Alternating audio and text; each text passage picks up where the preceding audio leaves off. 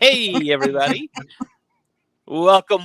It's Thursday night. We're glad you joined us right here on the Cantina Happy Hour. Pull up your stool, have a drink, and let's talk about some Star Wars, shall we? I am your host, David. We're glad you joined us tonight. With me, as always, are my co-hosts, Debbie. Debbie, how are you this evening? Doing well. And Cam. Cam is in the middle of a hurricane. Are you good? Yeah.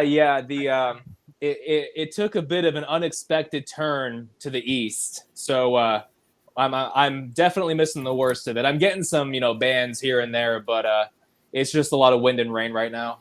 Oh, good. And also with us tonight is Andrew. Andrew, how are you this evening?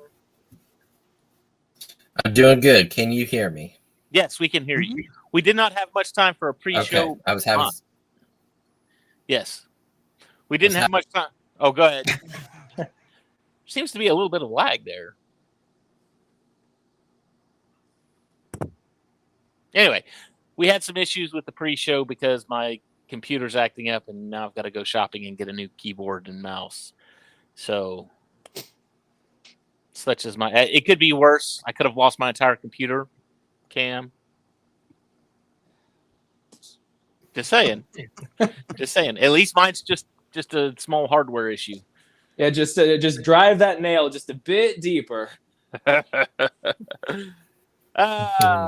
So, what do we got tonight, kids? Well, we are talking about Darth Maul tonight. We probably should have had Dr. Dana on because Dr. Dana is all about the Sith and the bad guys and everything else. And Debbie is all about Darth Maul because Mr. Whitwer. Yeah, I'm going to say it has nothing to do with Mr. Parks. It has nothing to do with nothing like that. I think it's all Mr. Whitwer. So I like Gray Park. Shocker. Now, did Sam do the voice of Maul in Solo? Yes. Or yes. Was that okay. So they didn't get because somebody else completely did it in episode 1. Yeah, I forget his name, but he was the sommelier in John Wick 2. Peter Serafinowicz. That's the name. Okay. All right. Hey, you had to stop. John Wick, did y'all see the trailer to Ballerina? I have not watched that yet. I seen some of it. Looks but then really good. I still haven't seen John Wick 2 yet, so I know. Get out of here. That's like one of Cam's favorite movies. In fact, I saw your post today, Cam, about I'm on a John Wick kick, I believe is. Yeah. I sat down and I watched the 4 movies over the course of 4 days, and I was like, wow, Nice. It just gets better and better. It never gets old. That is true. So, I was actually I thought about you guys today, and I almost sent it to you, but it was a long YouTube post, and some guy was doing his top 100 movies of the 1980s. And are we talking about Ballerina? I don't know. I don't think so. We did the briefly, trailer. only very briefly. Yeah. So his top 100 movies of the 80s, he had Empire Strike. Okay, for starters, Jedi wasn't on there like at all. All right.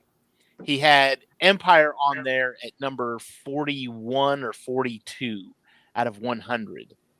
But then I don't remember the guy's name. I have to go look it up. It was something I watched on YouTube.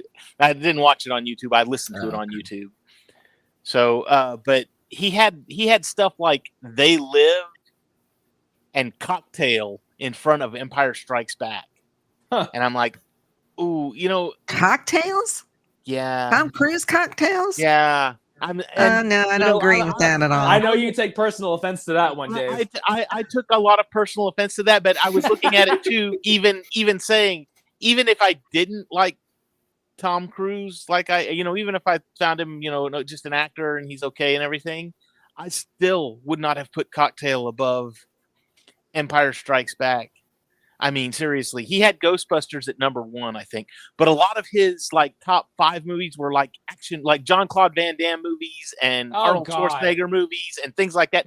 And so I'm like, okay, so there's a bias here. Then I get that he's an action movie fan guy. So now it kind of sort of makes sense. Yeah, it's just his personal opinion, which is fine. And that's fine, but no, because we don't agree with him. It's fine unless we agree with him. Somebody, let's get the fan base involved, and we'll troll the crap out of him. And oh, I'm sorry, Ghostbusters was not his number 1, Steve. I apologize. It was the Back to the Future movie. The first Back to the Future movie was number 1. Ghostbusters wasn't in the top 5. I can get that. So, but it was just like there was a lot of like Action Jackson was in there, and Bloodsport and Commando and Predator, and I'm like, there were some other movies made in the 80s that were pretty good, right? Die Hard. Well, Die Hard was on the list, so I was like, okay. but you had to expect Die Hard because Die Hard's an action movie. So E.T. and Close Encounters. E.T. was on the list. Close Encounters was not, but I think Close Encounters was 1978. I think that was late 70s. Oh, my bad. So, which I mean, that would have been the original Star Wars. Rocky but again, 4. Rocky 4 was on there again. Action movie. Oh, he had Over the Top. Okay, Over the Top. You know what he had in front of Empire Strikes Back? Cobra. Sylvester Stallone's Cobra. Oh my god! And I'm like, what? The cheese on that one. What exactly are you smoking, and where can I get some? Because, gosh, I was like, holy smokes. And I almost commented, and I was like, seriously? Where did you come up with this list? But then I was like, you know what? That's his opinion. And as I'm watching it, I'm just getting madder and madder as I see what's in front of Empire Strikes Back. But then I started to notice a trend where it was all like action movies and beat 'em up. And I was like, I can see the outrage now. Dave's watching it. Empire Strikes Back makes it to number 41, was it? yeah, And I then think so. just above at number 40, Ferris Bueller. Actually, Bueller was in front of Empire. Oh Bueller- my god! Bueller was in Come front. on! Gosh. The one that got me though was the They Live. They Live was in front of Empire, and I was like, a crappy movie with Rowdy Piper is in front of Empire Strikes Back. Really? Hi, Ro. Hi, bro. How's it going? Oh, hey. His actually sealed it was the his top 100 movies of the 80s. So it was just a horrible. No, I don't want to say it was a horrible list. It was a good list if you like action movies. I think Rambo First Blood Part 2 was in front of Empire. I think. Oh my gosh. And I'm like, I mean, I like Rambo movies, but come on. in front of Empire? Seriously? Yeah. And Jedi's not even on the list. It's like, come on. Travesty. You know what I think I'll do? I'll see if I can't find that I'll find him and we'll put it up on Feast of Yeah, Fandoms. just go to your hit watch Hey. history. I'll send it to you guys and y'all can tell me what you think. It's a little bit long because, I mean, obviously he talks about 100 movies. So Superman 3 was not on there. In fact, Superman 2 was not even on there. But I think Wow. I think Superman 2 was 79 though. Because I know the first Superman was 78. I want to say Superman 2 came out like right after Yeah. it. But maybe 80 at the latest. But anyway. And Superman 4 was not on that list. I was Not just going to on say, the list. thank God. So Number 2, Superman 4. Ugh.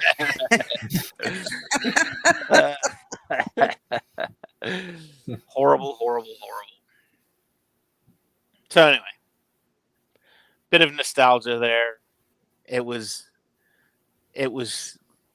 fun and enlightening and nice to listen to, even though the rage monster was building in me until I kind of got a feel for his list, and I was like, all right, it's just not his type of movie. I get it. I get it. It makes sense. You know, if I was to, my top 100 movies of the 80s, I'd have cool stuff on there like Gremlins. He had Temple of Doom above Raiders. So Okay, well, I mean, I Somebody personally play would have this put on- Temple of Doom above Raiders too. Temple of Doom above Raiders and Last Crusade not even on the list. Oh, come on. Okay, now see that's unforgivable. Golly. 1989. You got to. Gee whiz, Batman man. was there. The Michael Keaton Batman was there. It was really low on the list, but it was there. At number 96.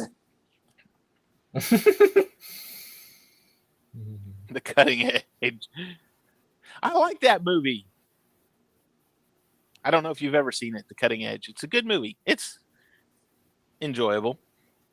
It's about a hockey player. Hold on. Is somebody watching the feed live? Because I can hear our voices, No, but it's I a can't. few minutes behind. No. I'm not watching the. No. I don't have anything up. It's just us. Is your son watching the feed in the other room? I was going to say, is your No. son- No, he's Okay. getting ready for work. Yes. Yes, that's the one. Toe pick. I've been doing some figure skating. Did you just say finger painting?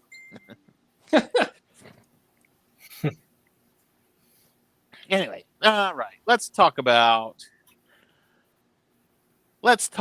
Maul, shall we? We like Darth Maul. I think love Darth Maul. He was an underused character in The Phantom Menace. Yeah.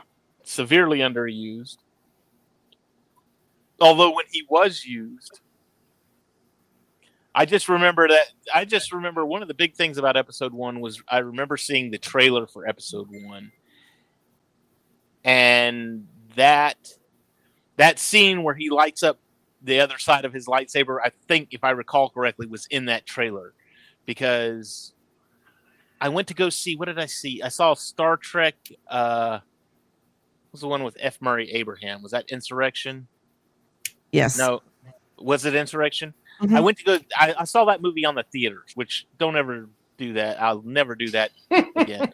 But the trailer was in front of that Star Trek movie. So I got to see the episode 1 trailer in front of the Star Trek movie, and when he lit up that second lightsaber, I mean the crowd went nuts. I mean, and this was just a trailer. It's like, oh, because we'd never seen that before. A double-bladed lightsaber, one on each end. It's like a freaking bow staff. And Ninja Turtles were real big right then, so everybody was like, "Oh, it's a bow staff," because that's Ninja Turtle stuff. So. Yes. See? I was right. It wasn't the trailer. But anyway, then you get there and he's got like 2 lines in the entire. I think he's got 2 lines, right? 3 actually. He Is it 3? His first line is Tatooine is sparsely populated. If the trace is correct, I'll find them quickly. His second line is at last we will reveal ourselves to the Jedi. His third line, have revenge. yes, his third line is during the Battle of Naboo, where Sidious tells him, "Lord Maul, be mindful. Let them make the first move," and he says, "Yes, my master." And then that's all his dialogue. Cam seen the Phantom Menace a few times. That was actually my comfort movie as a kid. I believe it. Oh, nice. Yeah, at the time I was like just starting to really get into Star Wars. I was like fresh off the original trilogy at 6, 7 years old, and then the Phantom Menace came out. I saw it in theaters, and it was like the best thing I'd ever seen in my life.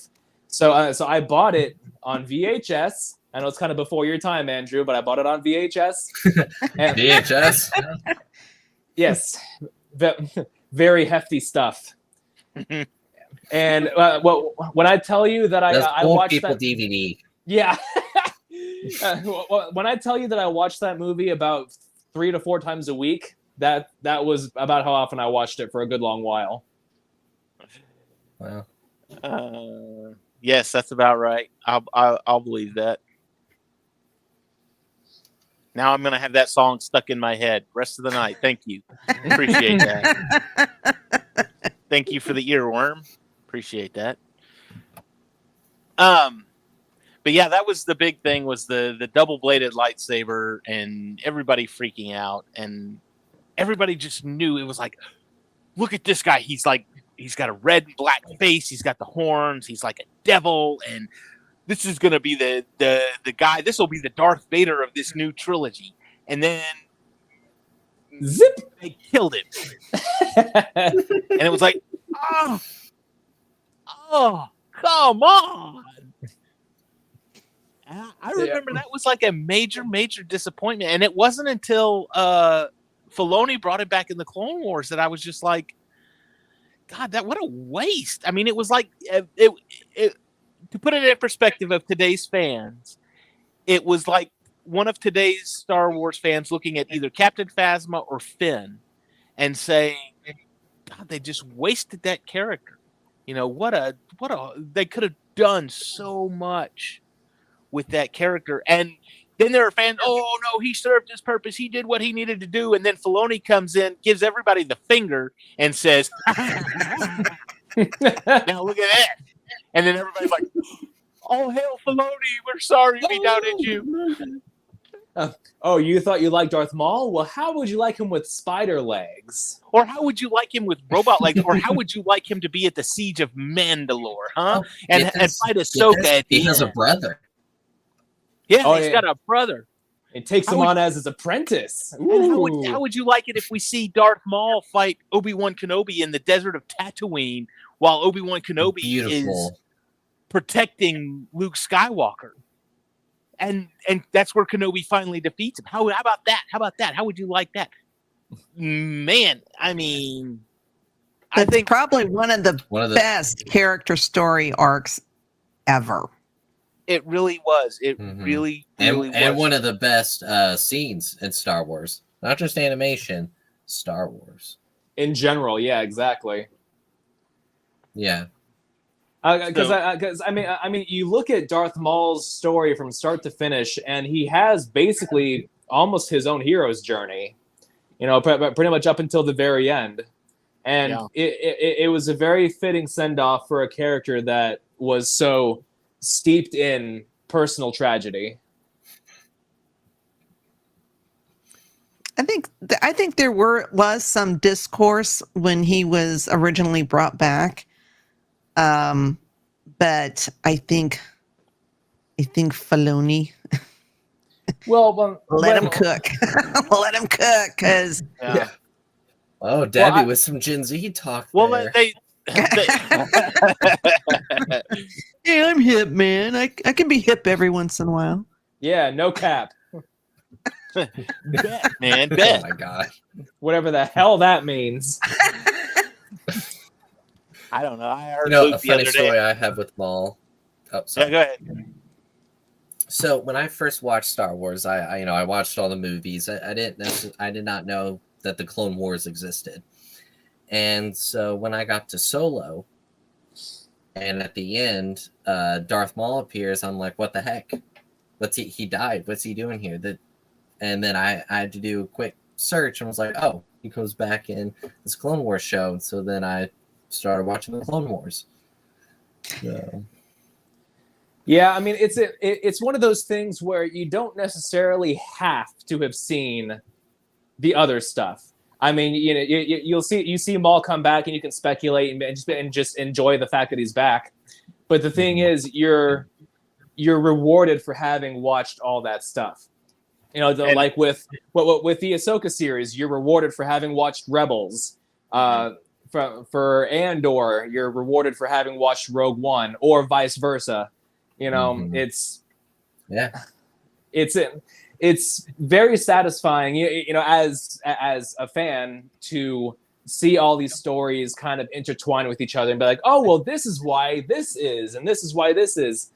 Now, granted, it can kind of get over the top every now and then, but I mean, that's just you know, fan service done right. We don't care. Just saying. Just saying. But well, and that's one of the things too, to where it's like, I mean, there was so much time. I mean, back in the dark times when all we had was the novels. We had the novels and the comic books, and that would be the Dark Horse series of the comic books. You know, if you didn't read everything, and people are like, oh, well, I don't want to have to read the comic. And now people are like, well, I don't want to have to watch the animation. And it's like, well, you don't have to watch all of it. You know, you can take these 3 episodes and this 2 episodes and these 3 down here. You can watch a little bit, and you don't have to watch the whole thing and get the Maul story arc. You know, it's there. It's just, and you don't have to watch the whole, you know, you don't have to watch all the crappy droid episodes and the sister. I was just thinking about that today, those stupid droid episodes. Well, I was saying, it's funny because I was about to say Oh the sister episodes from the last season where Ahsoka was helping the 2. I was just like, yeah. Why? We should do an episode on those arcs. I don't think so. Or Actually, an tier episode Clone Wars. of the episodes we don't like. I was gonna say, yeah, maybe Do a tier or top 5 or something like that. Top 100. Oh my god, yeah. God, that'd be a long show. No, we're not gonna go that far. And, you know, You're getting Sith it's Dominion interesting, Dave. You had long read there, right? What's that? I said you're getting Sith Dominion along there. All right, Yeah. you're talking 2 plus hours. Yeah. That's a big long show. Yeah. Well, I duck no, out after an hour or so. I kind of wanted to elaborate a little bit on what Dave had mentioned earlier about fans who are like, oh, I don't want to have to watch the animations or stuff to get more of this character or more of this story. You know, it's like, you know, Phasma, for example. You brought her up. That's a pretty good example right there. You know, fans are like, oh, well, she was so wasted. She could have done so much more. I wanted more of her. It's like, okay, well, there is more of her in this book over here. Well, I don't want to have to read a book to learn more about this character. But it's like, how do you think they're going to put all the information for this basically tertiary character into a movie that's not even about this person? So if you like this character, why wouldn't you want to go and explore more of them? And something else too, and this is what I don't get is, you know, oh, I don't want to have to read this. I don't want to have. Well, if you want to know about it, if you're curious about it, and you want to know, why wouldn't you? Like you said, why wouldn't you want to watch this? You know, oh, well, I want to know, you know, about the clone emperor that ravaged Coruscant. It's like, well, you got to read Dark Empire. Well, I don't want to read Dark Empire. Well, if you want to know about it, that's how you gotta, you know. And today is even worse. It's like, oh, well, I don't want to watch the animations, and it's like, now you don't even have to read. Now you can just watch. It's like you don't want to watch TV. Is that what the deal is?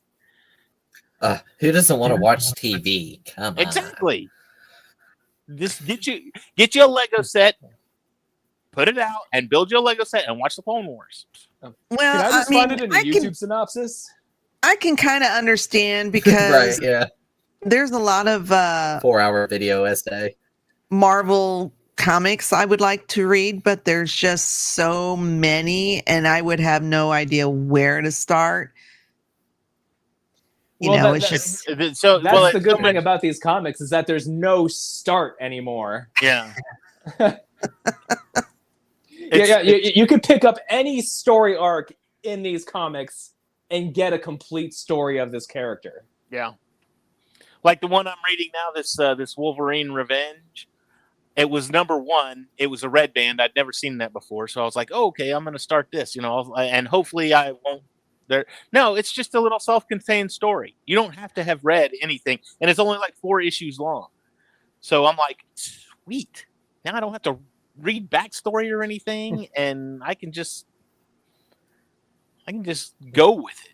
So yeah, in order to understand this comic, you have to have read Wolverine Origins, and then after that, you have to read Wolverine Weapon X, and then after that, you have to read. And see, back in the 90s when they did, And to understand that, you got to read this prequel comic. Yeah, and see, back in the '90s when they would reference something that had happened in another comic book, it was great because they would say, "Oh well, when Superman fought the Green Lantern and Green Lantern beat him by creating kryptonite from his ring," it was like, holy crap, when did that happen? They put a little asterisk next to it and they put a note down at the bottom and said, "See Green Lantern episodes 59 or issues 59 through 63." It's like they tell you where it happened in the story, so you can go back and get just those 3 or 4 comic books and see what happened. So you don't have to go back and, I got to read the entire Green Lantern series now. No, you don't. You can just go read the 3 issues that about the point that interested you. So you don't have to read the whole thing. But reading's good for you. It expands your mind. Didn't you people watch LeVar Burton growing up? I love reading, but I don't want to read. Confused as to where to start or whatever. Luke has. I'll tell you where I started when I started buying comic books again. The War of the Bounty Hunters had started with Star Wars, and it was basically, I think it was a free comic book day pickup to where it was War of the Bounty Hunters 0.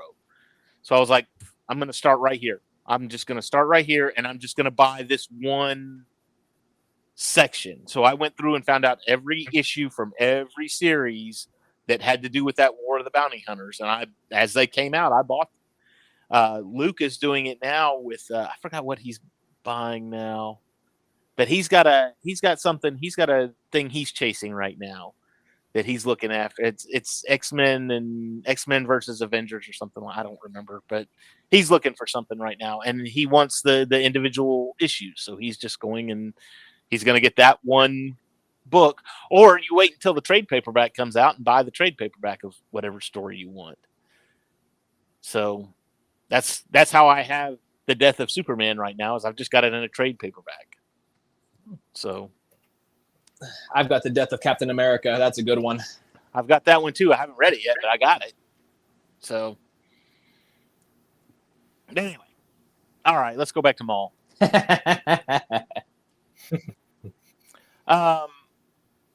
So we get into the Clone Wars. Yes, he's cut in half. I was etchy about it. I didn't know what to think about it as far as, well, he's dead. Why are we bringing him back? And then again, the story was just told in such a way because you had his brother finding him. Oh, I just heard a little bit of back feed too. You had his brother finding him, Savage Opress finding him. You had the Night Sisters basically restoring his sanity and body. Sort of. Well, he kind of went through an evolution of things. He started off as like a spider. Yeah, he had assembled spider legs with garbage that he picked up, and then by the end of his transformation, his horns were back to normal. He wasn't so gaunt anymore, and he got these nifty kangaroo legs. Yeah, I was gonna say that, like they bend backwards legs kind of thing, but they were very robot looking. Yes, and then eventually he got normal robot legs. So, but he just, I don't know. They brought him back, and man, he's just evil. He's just you hate him. You hate him because he's so evil, but you love that he is so evil too. He's unapologetically evil. Yeah. He's at the point where Savage finds him in that junkyard planet or whatever it was. He is just so obsessed with Kenobi. And, basically his hatred and the Force is what kept him alive. I mean, people complain about Kylo Ren, getting shot. And it's the same thing. It's the exact same thing that happened to Anakin. I mean, honestly, you think Anakin is going to get all of his limbs hacked off and then set on fire and burning right there in front of a lava pit, and he's going to be fine. He'll be alive. No. Again, hatred. His hatred in the Force kept, and in fact, even Palpatine even said, "There he is. Oh, he's still alive." I mean, I think instead of I think that was a shock. Oh my gosh, he's still alive. He really is powerful, kind of thing, you know. Yeah, I mean that would have killed anybody else. I mean, like you said, all your limbs hacked off, the rest of your body being burnt basically to a crisp. Yeah, you're laying there inhaling all this smoke from your own burning flesh. I mean, so like his lungs are burned to hell. I mean, anybody else would have died. And you know, you apply that same logic to Darth Maul. I mean, his hatred for Kenobi, just like Anakin's hatred for Kenobi, kept him alive. Kenobi! Well, it's like poetry. Yeah, because it works on so many levels. Seems like it's a Kenobi issue. We need to check him out. Yeah, I think we should launch some kind of inquiry into this guy. That was one of my favorite. And if you've never read Shadows of the Empire, go read it because it's a great read. But there was a scene in Shadows where Darth Vader is in his meditation chamber. He is using the Force. He's letting the hatred flow through him so that he can try and breathe. He's trying to basically have to not use the mask anymore. I don't want to use the mask. I don't want to use the breathing apparatus. So he's letting his hatred, and he can do it for, just, he's like, he gets so mad and so angry, and I hate Kenobi, and I want this to end, and blah, blah, blah. And it's just so angry. And it's like, all of a sudden he realizes, I've got my mask off and I'm breathing without it. My hatred has done this and I'm fixed. And he gets so happy. Well, when that happens and he gets happy, he loses it. And it's like, oh my gosh, now I can't breathe anymore. So it's almost like it's like a reverse Peter Pan kind of thing. Hang on to your happy thoughts so you can fly. So, I mean, he even built his castle on Mustafar. Yeah, just to fuel the hatred. Exactly. That's dedication. Yeah, I can see him giving. I can see him giving tours to people. It's like, and right here we have my my evil dining room, and right over there, if you take a look at that spot right there, that's where I got burned by that son of a bitch Kenobi.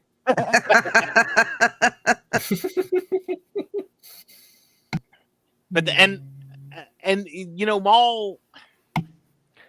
Maul just had the hatred just always flew. It flew right through him. It flew through him. I need to go back to second grade and I think flowed is the correct word there. The hatred just flowed so much. I mean, like you were saying with Vader, and he built his castle on Mustafar so he would have that constant reminder. It was almost like Maul was so evil that he did not have to have that constant reminder. He was just always the embodiment. And let's face it, he looks like a devil. Yes, of course, he's going to be the embodiment of evil. He looks evil. He's red and he has horns. And again, one of my favorite... Yeah, probably my favorite Maul scene was from Clone Wars, the end of Clone Wars, when he was walking through that Star Destroyer, just demolishing those clones. Things up. They didn't give him a lightsaber. They didn't give him anything. He was just straight up Force Unleashed, smashing things. Yeah, I think he had a little door shield or something. Yeah, he used the Force to pull like metal panels in front of him, and he used one of them to decapitate like 2 clones. It was nice. People argue, who had the better hallway scene, Darth Vader or Luke Skywalker? And I'm like, Maul. I was gonna say, why is Maul not part of the conversation? Maul. It's like Darth Vader. Third Vader. option there that no one ever thought of. I should make that meme. I had the better hallway scene. No, I did. Here, hold my beer. Yeah. Well, and those evil moments are what people remember the most about Maul. But but at the same time, if you look at other things that he's been in, I mean, I know it's technically not canon, but Maul Shadowhunter. If any of you have read that book, I mean, you get some good glimpses into in Maul's head. I mean, he's very intelligent. He's very calculating. He's cunning. He's manipulative. I mean, he's like the embodiment of what a Sith should be, minus the desire to take over the galaxy, because that's not quite shown. He just wants to. He doesn't want to conquer. He just wants greatness. Yeah. And really, a lot of that too was seen in the Clone Wars as he's trying to rise back to power. He's doing all this stuff to launch a war against Sidious. He built a better criminal empire than Boba Fett did. I'll just say that. I'm just gonna flat out say it. Maul was a better crime lord than Boba Fett was. So the freaking Spy Kids would be better crime lords than Boba Fett. Wait a minute. I'm the criminal mastermind, not him. Shut up, Boba Fett. You haven't done jack shit. Shouldn't he be paying me? You think you're a criminal mastermind because you shot a guy. Oh, boy. What I always found interesting during Clone Wars, he has Kenobi right where he wants him. But he's so obsessed with wanting Kenobi to feel his pain. He's got Satine hanging there in the Force. I mean, he could have just killed Kenobi right there and then. I mean, as he's after Maul kills Satine, and Kenobi's holding her, and it's like, why didn't you just kill him? Because spending the next 20 years. I feel like ultimately that's not fully what Maul wanted. I think that Maul wanted just to feel fulfilled, because coming out of after Kenobi cut him in half and he gets resurrected and stuff, I mean, he feels like a failure. So he wants to reestablish himself, not just as a criminal, a crime lord, but also just reestablish himself as a powerful and confident Sith. And so he's taking all these steps to prolong Kenobi's suffering, because it's making Maul happy. That's what he wants. He wants to feel like, okay, it's like Bane in The Dark Knight Rises. It's like, when it's all done, then you have my permission to die. Yeah. All right, fine. I'll go watch Dark Knight Rising for the 500th time. I just watched it a few weeks ago. It's unnecessary. Overhated. Yeah, I'd say so too. Or underrated is a better way of putting it. So some of it's kind of silly. I mean, if you watch it and there's a big fight scene going on, watch the extras in the background. It's hilarious. Okay. Hey, dude, that opening scene with the plane is pretty impressive. I like Tom Hardy too. Although I think that Tom Hardy was the best in Legend. I don't know if you've seen that, but he plays twins, like mob twins. Legends. Yes. I don't think I've heard of that. I just saw Bike Riders today. He's pretty good in that. Okay. Haven't had a chance. I've seen him in Peaky Blinders. Peaky Blinders is good. I love that show. Saw him in Fury Road. He's pretty good in that. Yep. I still haven't seen that one either. The Road Warrior was the best one. It didn't get any better than the Road Warrior. Maybe slightly better with Thunderdome, but that was Thunderdome. No, that was what's wrong with Thunderdome? What was wrong with Thunderdome? Yeah, Who bought a town? I like that one. The run bought a town. Yeah, Tina freaking Turner in it. Come on, right? Ah. And sings the theme song. Yeah. Every time I think of that movie, and I remember that I would like Tina to have Turner's- statements redacted, taken off the record. Every time I think of that movie, and I remember that Tina Turner's in it, the first thing I think of is Jim Carrey and Liar Liar. It's like, where would Tina Turner be right now if she rolled over and said, "Hit me again, Ike," and put some stank on it? but she's beyond the Thunderdome because she decided to send a message. Wake up, sisters! I've seen that movie way too many times.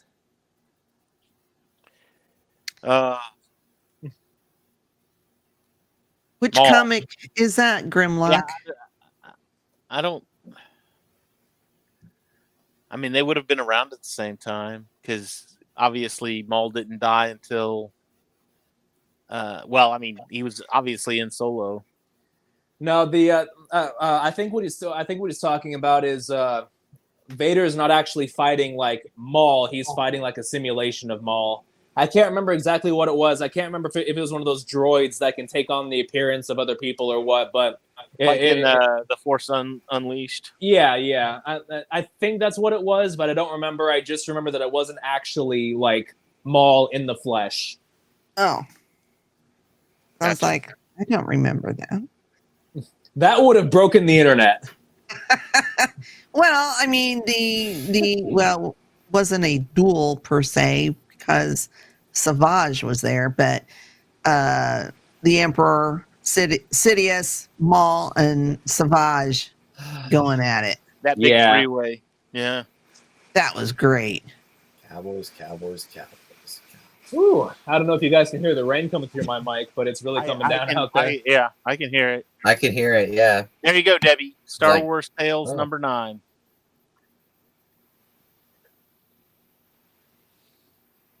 I think that fight's the only time too that we see Sidious using 2 lightsabers.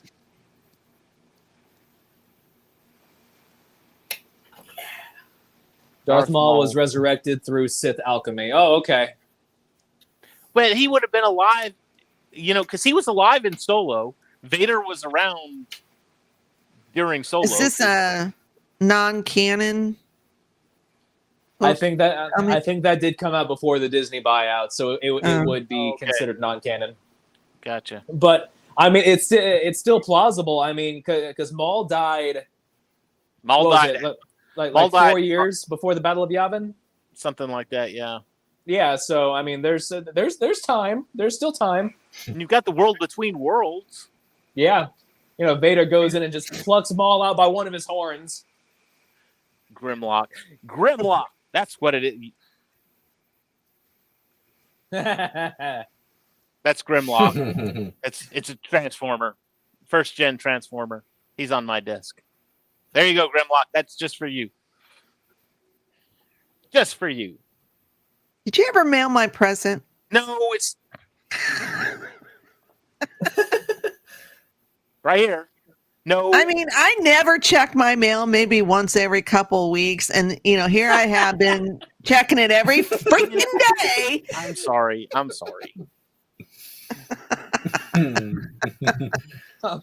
was like, wait, maybe I was I'm going supposed to crazy. mail Did that he to actually you? send me a gift? A duel between the Sith Lords Darth Vader and Darth Maul, the latter resurrected through Sith alchemy, took place on the moon Kalakar 6 in the year 0 BBY. Okay. So the year of. Okay. All right. I have to go hunt that one down. I knew now. that. Did No, you? didn't. No, you didn't. No. That comic was probably printed before you were born. Probably. Yeah, I'm sure. Before you even learned Hey, how all to 6 spell movies your came name. out. The original 6 movies technically came out before I was born, so Yeah. The original 6 movies. The original trilogies. I've never heard it phrased that way before. I think you're the first person I've come across who actually made it all inclusive. Yeah, the original 6. Oh yeah, it's all its own But see, thing. Nothing else exists. That's the way the fandom's going to look at it now. Is that, that's the original 6, and then you've got the sequel trilogy. I saw that goodness. online the other day. Thought that was funny. Someone said it was the original 6, and I was like, all right. Someone posted something on Twitter a couple months ago that I found really funny. Yeah, I guess these two Star Wars fans were kind of going at it on Twitter. Well, one of them loved the originals. One of them loved the originals and the prequels, but hated the sequels. The other one loved the originals, but hated the prequels and sequels. And the guy who loves the prequels and the prequels and the originals, but hates the sequels, tells the other guy, "Why can't you just let people love stuff?" It's like, oh wow, a little ironic now, isn't it? Yeah. Yep. Oh, That's how the true. turntables! He ate his own words. It's a double standard. Double standard.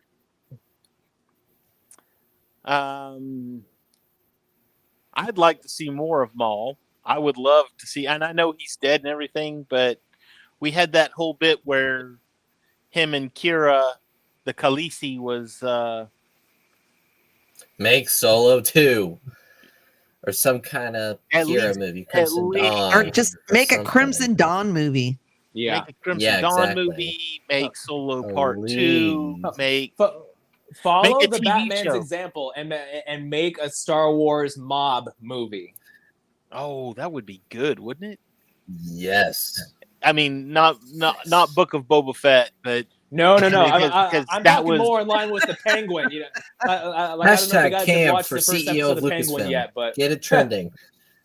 no, we're not going to do Star that. Wars we need mobs. Filoni in charge. Leave Filoni in charge. That's fine. Just Dave, we know you watch the show, so we need like a mob movie. We need a Goodfellas, Godfather kind of movie. Yeah. It's not Yeah. the But Book Star of Wars Boba is Fett. for kids. you got Darth Maul sitting at the head of the table. He just says, "I'm going to make him an offer he can't refuse." Big cigar in his hand. Yeah, exactly. Andrew, you wouldn't get that reference.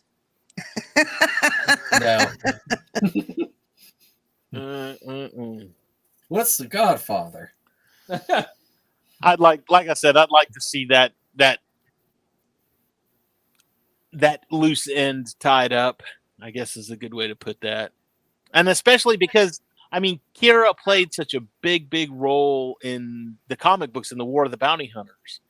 And it was like, okay, how did Crimson Dawn react when Maul was gone? You know, what happened there? What was I want to see the power shift, the dynamic, and all of that, and what happens. Because I mean, even in Rebels, when Maul is running around in Rebels, it's almost like, wait a minute, wasn't he the charge of a terrorist organization? Not a terrorist, but like a crime family. He was a crime boss, but now he's walking around in the desert in rags trying to find Kenobi, and it's like, wouldn't he have used some of his criminal resources to hunt him down, kind of thing? So I'd like to know what happened there. I was going to say at that point, he probably didn't really have any resources left. I mean, how did he go from? But see, that's the thing, though, is that so you've got him and Crimson Dawn, and up until Solo, right? And he's running Crimson Dawn. Now, Solo obviously happens before the Battle of Yavin. Obviously, Maul is killed by Kenobi before the Battle of Yavin as well. So somewhere in between the time that he's in charge of Crimson Dawn and he dies, something has happened, because if you jump forward to the War of the Bounty Hunters, Crimson Dawn is still a thing, and they're still very big and they're still very powerful. And Kira is running. So it's like, what happened there? What was that dynamic? That's something I'm curious. Filoni, we need that story. We need it to happen. Well, I think it might have something to do with why he was on Malachor. Because but by the time we catch up with him on Malachor, I mean, it seems like he had been there for a while. I mean, he was thin. He was kind of hunched over, and he even told Ezra his ship crashed and he'd been trapped down there. Now, granted, we don't know the extent to which he could have been lying to Ezra because, of course, it's Maul. But His lips are moving. yeah, if he breathes, he's lying. Now, see, they could do a whole. It doesn't even have to be a movie. It could be an animated series. Yeah, I'd be fine with animated. I just want the story. I want the story. And Sam Witwer has to voice Maul. Of course. That's a requirement. And Amelia Clark has to do Kira. The Khaleesi. Yes. Khaleesi. So. Oh, Prince. Caesar. Caesar. Yeah. I can never remember how to say his name, but man, Zizor. he was so cool in the Shadows of the Empire. Thank you. You're welcome. Lord. Again, it came up again. Read the book. It's great. It's awesome. In fact, that's going to be my next hunt at the comic book. I need to find that comic book series, even if I have to find it in trade paperback. I think I need to go find it. I think I have a couple of issues somewhere in my my Wasn't collection. it a book? Well, it was. They did a whole media thing around that one because it was a book. There was a comic book series And a game. and a video game and a soundtrack. And I've got the soundtrack on LP. I'm so excited. My son has it. Awesome. But yeah, I mean, there was a whole thing around it. So.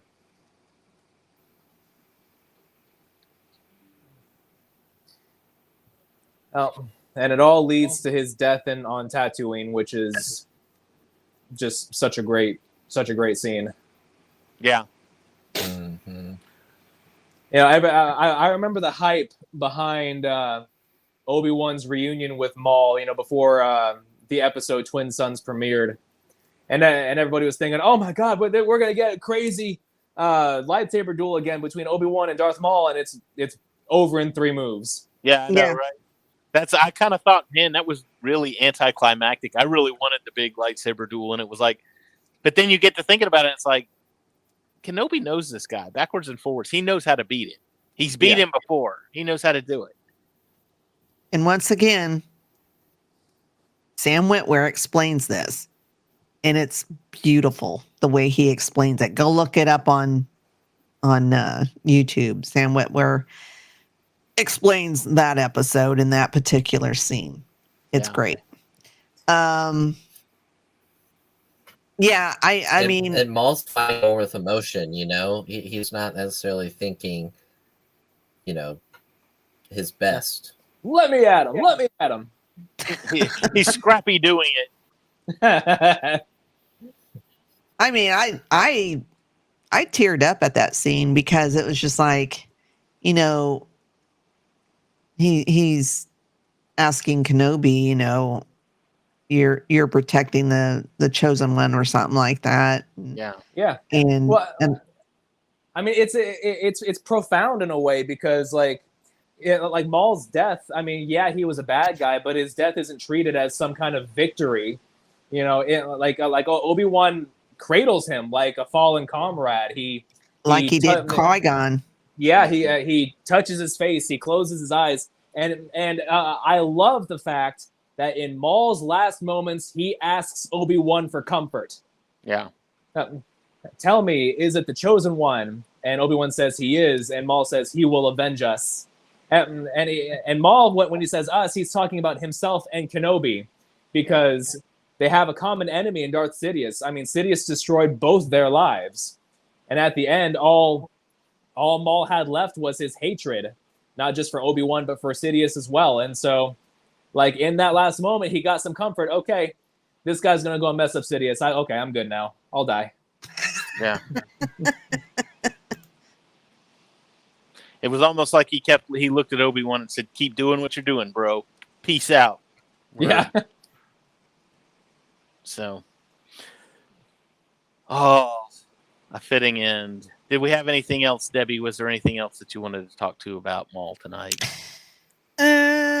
No, but now I think I'm going to have to try and see. I have a Marvel account, so but they also have Star Wars on there, the comics. So now I may have to go and see if I can find them all comics. I think the Star Wars Tales 9 that Grimlock was talking about, that may have been a Dark Horse issue or series. I do believe it was. I think they have all the comics on there. Okay. I think I've seen, because who did the first, when Star Wars first came out, the movies? Well, who did the comics? That's the thing, is Marvel did it when they first came out, when the movies first came out, like the original trilogy, like the original 6. No, I'm kidding. When the original trilogy came out, Marvel did the comics. But then at some point, Marvel said, we're not going to do these anymore. And they went through the dark times, same as everybody else did. And when Zahn wrote the Heir to the Empire trilogy and Star Wars started gaining momentum again, Dark Horse picked up the licensing for it. Now, when Dark Horse printed everything up until the Disney acquisition and then Disney owning Marvel, they said, okay, now we're taking it back, basically. I don't know. I just thought when I had skimmed through there, because I do use it to do some research for our Marvel show, but I could have sworn I'd seen some Dark Horse in there. And it's possible. I mean, if Marvel has access to the Star Wars Dark Horse comics, it wouldn't surprise me at all. So, yep. Thank you, sir. Star Wars Tales. You know what? I am gonna let's see. Star Wars Tales 9. I'm gonna go. We got a used bookstore up here that's got a pretty good section for trade paperbacks. Plus, there's a good comic book store up here too. I'll see if I can't hunt down a copy of that. How much are comics? It depends. Yeah, I mean, typically comics these days are $3.99. A lot of variant covers tend to be like $5.99 or $7.99. Red Band, Holy Wolverine, shit. $5.99, $6. Book for that. $6. I'm telling you, back in the day, we're going way back. 99 cents. Back in the day. Comics were,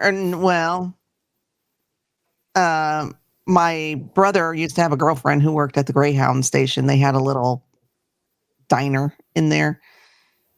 And they had one of those twirly things that had all the comics on there. Man, they were like 25 cents. Yep.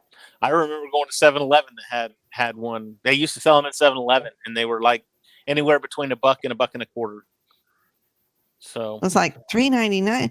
I pay that much for the books on my Kindle. And, comics aren't that long. Yeah, I'll have to see if I can find it on my Marvel account. With comics, you're also paying for the novelty of owning one. So there's that. I don't want to own it. I just want to read it. Yep. So I have nowhere to store comics. I don't have anywhere to store books. That's why I have it all on my Kindle, because I don't have anywhere to store books here. Gotta get with the times, Debbie. Upgrade to an iPad. Yeah, I'm not a lemming. I like my Kindle. So, all right. Hey, my mom and sister have a Kindle, so. I like Kindles all the time. I like them. They put a nice ambiance. Shameless plugs. What do we got tonight, Debbie? Let me think. Geek Gauntlet on Saturday. We are back Monday with episode 3 of Agatha All Along, which was awesome. I haven't watched it yet. I just said it was I haven't watched it awesome. yet. I don't want to go into it without my socks being knocked off. Okay, it There's a sucks. problem with episode All right. 3 of Disney Boy, Plus. that's even worse. Tuesday, I'll be on the Sith Dominion channel. I don't know what we're talking about yet. Oh no, yes I do. We're talking about Force Awakens, the Sithy side of Force Awakens. So that's over on their channel at the Sith Dominion here on YouTube. And I think that's it. Okay. Cam, do you have a shameless plug tonight? Yes. Last Saturday, I uploaded my new Cam and Focus video. It's just talking about Robert Pattinson's portrayal in The Batman. This coming Saturday would have been my little discussion about The Last Jedi, like I had planned. But earlier today, before the storm started to get really bad, I got to see Megalopolis in theaters with the new Francis Ford Coppola movie with Adam Driver and Giancarlo Esposito. Oof. And I don't know yet how I feel about that movie. I'm going to put all my thoughts into a hopefully short and concise video. And It's up into a 4-hour video essay. It's one of those movies where like I was on board for the whole thing, but I had no clue what I was watching. It was that's a remake of an older movie, right? I do believe so, which is an adaptation of a book, right? I think. You know, one review I saw real quick, he said he didn't like it because the movie thinks it's a masterpiece. Like the movie is trying to be that instead of just.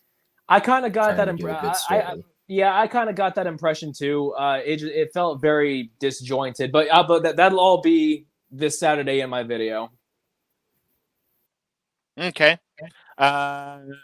Andrew, do you have anything? Yeah, we just have one fan question. Okay. This week, I thought I'd ask. Coming All right, from I like fan questions. Scarif. Huh? I said I like fan questions. Yeah. This comes from the Scarif Scuttlebutt podcast. He says, is nerd culture too mainstream now? We used to hide in our mom's basements. Now everyone wants to be a nerd. That's because the Big Bang Theory made it popular. They made geek chic is what they did. Well, I back in the day again, I hated that I couldn't voice my opinion because, ew, you're a girl. So now it's like, great, if I happen to run across somebody, which isn't very often around here, but if a patient comes in and they have a Star Wars tattoo or, a shirt, I can say something and not have to worry about, being judged because I'm a girl and I shouldn't like nerdy stuff or geeky stuff, whatever. That's right. So I'm enjoying it because I had to hide that for many years when I was young. I think it's great that we don't came out of the nerd closet. Well, This is true. I think it's great that we don't have to hide in the nerd closets anymore. I mean, I've got people that I knew in high school that they're like, oh my gosh, I was such a huge Star Wars fan. And it was like, where were you in high school then? Where were you when I was getting beat up and shoved into lockers because I'm wearing a Luke Skywalker t-shirt and you're running around with the cheerleaders and the football players? Huh? Where were you then? You're the fair weather fan. You come out when it's trendy to be the geek. So I have been in this fight since I was 6 years old. Yeah. Bring it on, baby. Well, I was 13, but that's okay. I paid my dues. So, anyway. Awesome question. Thank you. Well, that's going to do it for us tonight, folks. Y'all all have a wonderful, wonderful rest of your week. Have a great weekend. We will see you all next week right here in the Cantina. Y'all have a great weekend. May the Force be with you all. Open